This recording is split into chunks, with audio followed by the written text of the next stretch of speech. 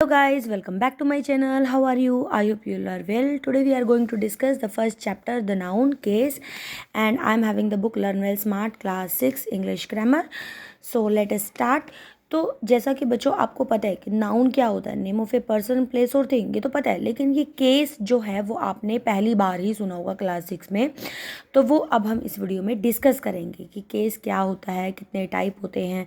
ठीक है, तो जो केस होता है वो क्या होता है, the relation in which a noun stand to some other word. ठीक है, जो नाउन का दूसरे वर्ड के साथ जो रिलेशन होता है, ठीक है, नाउन का दूसरे वर्ड के साथ जो रिलेशन होता है उसे हम क्या बोलते हैं, केस बोलते हैं। बस आपको इतना सा याद रखना है। ठीक है, जैसे नेम ऑफ ए पर्सन है, प्लेस है, थिंग है, ठीक है, तो उसका जो रिलेशन है दूसरे वर्ड के साथ, तो वो जो रिलेशन होगा वो क्या होगा, केस होगा। राइट, अब जो नाउन के जो केस हैं वो 4 टाइप के होते हैं। फर्स्ट वन क्या है, नॉमिनेटिव केस, दूसरा क्या है, objective case, third one is a vocative case, fourth is possessive case. आपको जस्ट इतना सा याद रखना है कि जो केस होता है वो क्या होता है, नाउन का दूसरे वर्ड के साथ रिलेशन जो होता है उस रिलेशन को हम क्या बोलते हैं, केस बोलते हैं। फिर आपको ध्यान रखने के 4 टाइप्स होते हैं, what is nominative, objective, vocative, possessive. ठीक है, ये आपको याद करनी है।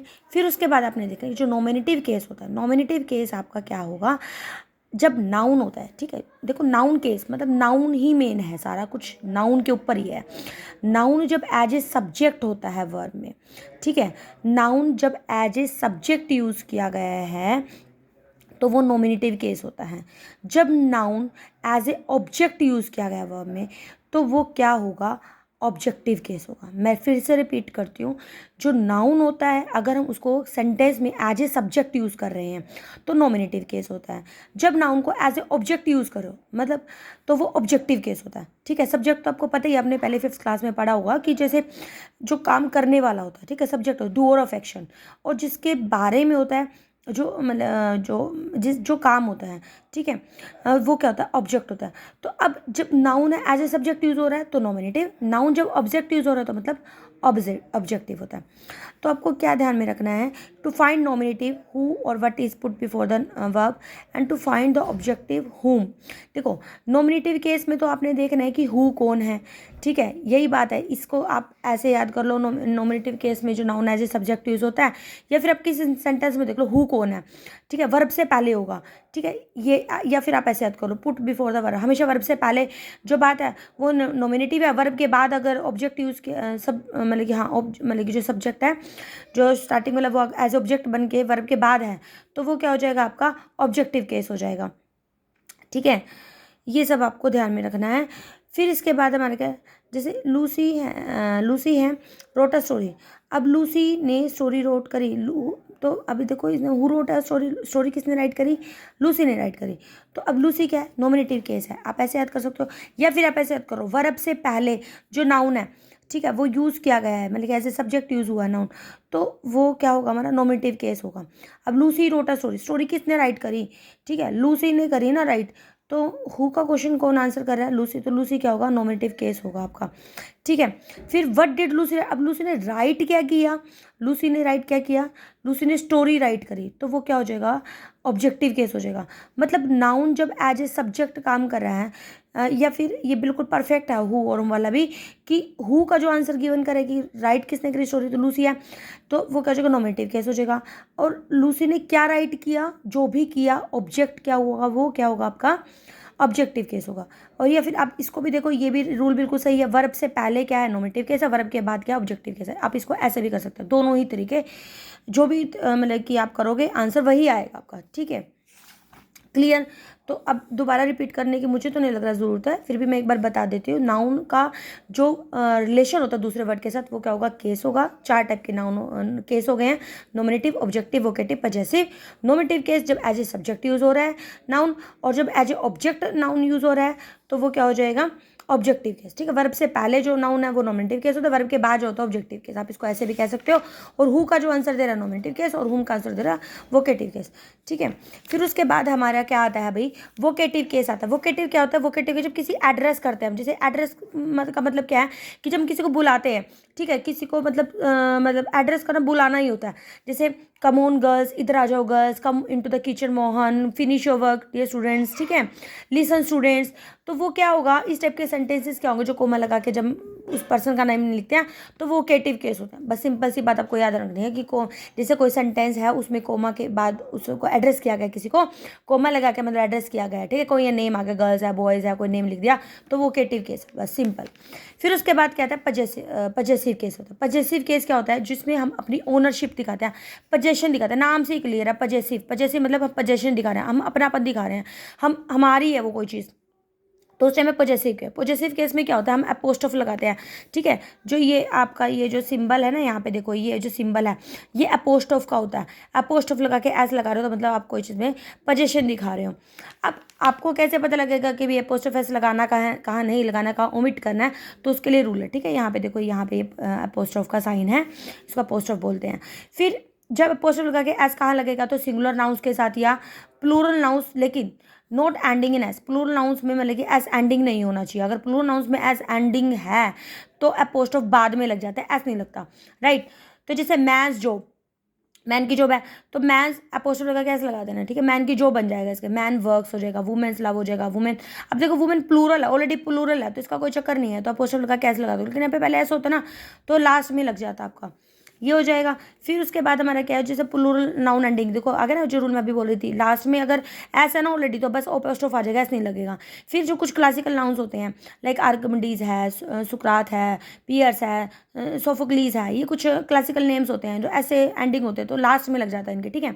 कुछ नेम एंडिंग होते हैं जो ऐसे ही होते हैं लेकिन फिर भी अपोस्ट्रोफ लगता है, जैसे ईट्स पोएम आ जाएगा, ठीक है। जोन्स, मिस्टर जोन्स कार है, लेकिन ऐसे होते हैं, लेकिन एक्सेप्शनल केस है। लेकिन अगर आप इसको अपोस्ट्रोफ लगा के ऐसे भी छोड़ दोगे ना तो भी गलत नहीं होगा। लेकिन फिर क्या, कंपाउंड नाउन, ये बहुत इंपॉर्टेंट रूल है, अक्सर आ जाता है, ठीक है। कंपाउंड नाउन जो है brother in law, sister in law, mother in law, इस तरीके से कंपाउंड नाउन होते हैं। कंपाउंड नाउन मतलब ये होता है कि दो नाउन जब जुड़ते हैं, जैसे स्कूल भी नाउन है, टीचर भी नाउन है, तो कंपाउंड नाउन हो गया ये। तो स्कूल टीचर्स के बाद लगेगा, ये नहीं स्कूल का फिर अपोस्ट्रोफ लगा कैसे फिर टीचर, नहीं, स्कूल टीचर्स हो जाएगा, ब्रदर इन लॉज अपोस्ट्रोफ लगा कैसे हो जाएगा।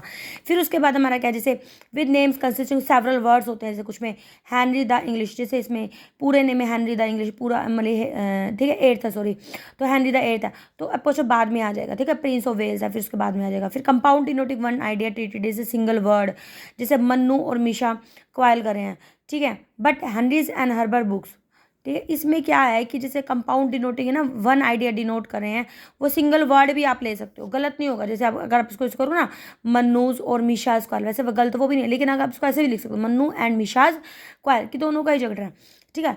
बट हैनरीज एंड हर्बर्ट्स बुक, या फिर आप इसको ऐसे कर लो, हैनरीज बुक्स और हर्बर्ट्स, ठीक है, दोनों ही ठीक है। यहाँ आपके हैनरीज एंड हर्बर्ट्स बुक डाल दिया आपने, या हैनरीज बुक्स एंड हर्बर्ट्स, ठीक है। फिर क्या है, जो लास्ट में ऐसा होता है, can also be use with after initials, ठीक है। जैसे ये आपके जो शॉर्ट फॉर्म्स होते हैं, वीआईपीज है, स्कोर्स है, पीएम्स है, सीएम्स है, इसके बाद में आपका लग जाएगा। ये नहीं है कि वीआईपी एस्कोर्ट्स बाद में आएगा, वीआईपी के बाद पीएम्स के बाद लग जाएगा आपका, ठीक है। फिर ये पहले एक्सरसाइज बिल्कुल ही सिंपल है, जो मैंने आपको रूल बताया ना कि नॉमिनेटिव केस ये होता है, ऑब्जेक्टिव ये होता है, वोकेटिव होता है, पजेसिव के होता है, बिल्कुल उसी बेस पे आपकी पूरी एक्सरसाइज हो जाएगी अगर आपने मुझे ध्यान से सुना है। एक बार खुद से ट्राई करना आप, ठीक है। और अगर ना समझ में तो आप कमेंट सेक्शन में राइट कर सकते हो, लेकिन फिर भी चलो मैं आपको एक बार बता ही देती हूँ। The king killed the lion है, ठीक है। अब इसे देखो, वर्ब से पहले तो नॉमिनेटिव केस लिख दो, वर्ब के बाद है तो उसको ऑब्जेक्टिव केस लिख दो, फिर वर्ब से पहले नॉमिनेटिव केस लिख दो, बाद में ऑब्जेक्टिव केस। ये नेक्स्ट भी ऐसा ही है। फिर अपोस्ट्रोफ लगे ऐसे ही तो आपको दिख रहा है पजेसिव है, अपोस्ट्रोफ दिख रहा है तो पजेसिव केस है, आपको कोमा दिख रहा है ना सेंटेंस में नेम है तो वो वोकेटिव केस डाल दो, बिल्कुल भी ना सोचे समझे, ठीक है, बिल्कुल ठीक हो जाएगा आपका। फिर उसके बाद क्या, put into the possessive case. Possessive case आपका मतलब क्या है कि अपने अपोस्ट्रोफ ऐसे लगाना है, राइट। तो जैसे the smile of mister Beans, तो मिस्टर बीन्स स्माइल आ जाएगा। The frock of the girl है, द गर्ल्स फ्रॉक आ जाएगा। द क्लब फॉर वुमेन है, वुमेन्स क्लब आ जाएगा। Speeches of Modi, Modi speeches आ जाएगा। The shop of Salwan brothers है तो द सलवान ब्रदर्स ऑलरेडी ऐसे तो लास्ट में पोस्ट आ जाएगा, Salwan brothers shop. The orders of the commander in chief, commander in chief's orders आ जाएगा आपका, ठीक है। फिर उसके बाद हमारा क्या है, the magic tricks of Dynamo's magic tricks आ जाएगा। फिर the poem of Tennyson and Milton, Tennyson's poem and Milton's poems, आप ऐसे भी कर सकते हो, ठीक है। The name of my sister in law's name आ जाएगा आपका, ठीक है। The song of Shreya's and Sonu's, Shreya's songs and Sonu songs, या फिर श्रेयाज एंड सोनू सॉन्ग्स भी, दोनों ही ठीक है, ठीक है। श्रेयाज एंड सोनूज सॉन्ग्स आप कर लो। The toys of little children क्या है, लिटिल चिल्ड्रंस टॉयज आ जाएगा आपका। Perfumes of ladies, ladies perfumes आ जाएगा। लेडीज में पहले ही ऐसा होता पोस्ट ऑफ आ जाएगा। द नॉवेल्स ऑफ टैगोर का टैगोर्स नॉवेल्स आ जाएगा। The work of a whole day's work आ जाएगा। The parents of all other girls, the parents of all other girls parents आ जाएगा। ठीक है। The new bike of your friend Bob, your friend Bob's bike आ जाएगा। The house of Robins and mister Suhas, तो मतलब कि miss Robins house and mister Suhas house. ठीक है। The crown of the queen of the England, the queen of England लिख के apostrophe लगा के क्या आ जाएगा आपका, क्राउन आ जाएगा। और इसका मैंने ये भी देखा था कि इंग्लिश क्वीन क्राउन भी आ जाएगा, लेकिन ये सिंपल है क्योंकि आपके लिए यही ठीक रहेगा, इसी सीक्वेंस में चल रहे हैं ना, यही कर लो, the queen of England's crown. ठीक है। लेकिन अगर कुछ थोड़ा अगर अलग से भी लिखना है, इंग्लिश क्वींस क्राउन्स आप ऐसे भी लिख सकते हो, ये भी करेक्ट है। फिर पजेसिव केस आप लगाते हैं कहाँ पे हो, पजेसिव केस आपने कहाँ लगाना है, जब कोई नाउन डिनोट करा है किसी पर्सन को। जैसे अनु की बुक है, ठीक है, अनूज बुक आप बोल दोगे। गर्ल्स का फेस है तो गर्ल्स फेस बोल दोगे। ठीक है। नाउन मतलब किसी भी थिंग को डिनोट करा है, या मतलब कि जो नाउन है, सॉरी, पर्सन को डिनोट करा है। ठीक है। नाउन डिनोटिंग पर्सन मतलब कि जो नाउन है, बुक है, फेस है, ये किसी पर्सन को डिनोट करें हैं।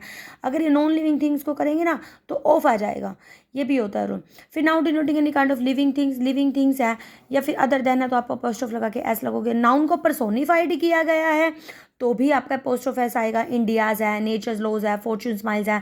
ठीक है। इन एनिमेट थिंग्स को मतलब कि पर्सोनिफाई करके बताएगा लिविंग थिंग्स में, तो भी आप क्या लगाओगे, अपोस्ट्रोफ एस ही लगाओगे। टाइम है, स्पेस है, वेट है, वैल्यू है, इसके साथ भी आप क्या लगाओगे, अपोस्ट्रोफ एस ही लगाओगे।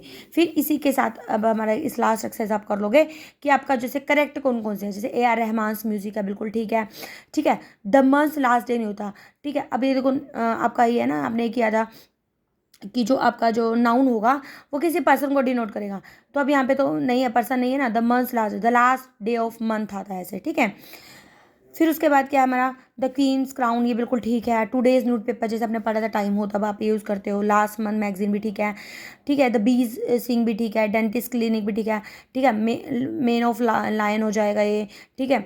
द डोर ऑफ केव हो जाएगा। द लैग ऑफ चेयर हो जाएगा, क्योंकि जो आपका मतलब कि नाउन है वो किसको डिनोट नहीं करा, पर्सन को डिनोट नहीं करा, नॉन लिविंग थिंग्स को करा है, तो इसलिए इनकरेक्ट सेंटेंस, इसका रीज़न ये हो जाएगा आपका। ठीक है। नेचर्स डॉटर है, ये पर्सोनिफाइड किया गया इसलिए करेक्ट है। नीडल्स पॉइंट ये भी करेक्ट है।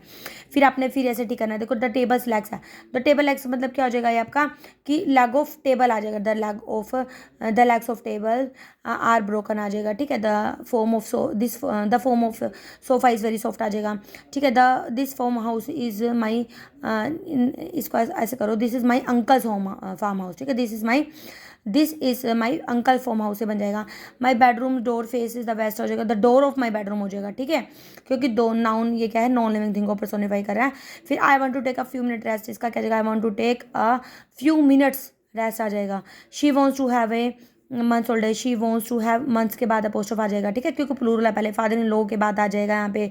इसमें आपका क्या आ जाएगा, हिज हाउस, और हिज हाउस अपोस्ट्रोफ लगा के रूफ है ना, द रूफ ऑफ हाउस आ जाएगा क्योंकि नॉन लिविंग थिंग है। देयर इज नो गर्ल्स हो जाएगा अपोस्ट्रोफ। ठीक है। राइट, ये अब देखो वैसे भी सोचा जाए, सिंपल से सोचो, गर्ल का एक का थोड़ी ना होता है, सभी गर्ल्स का होता है।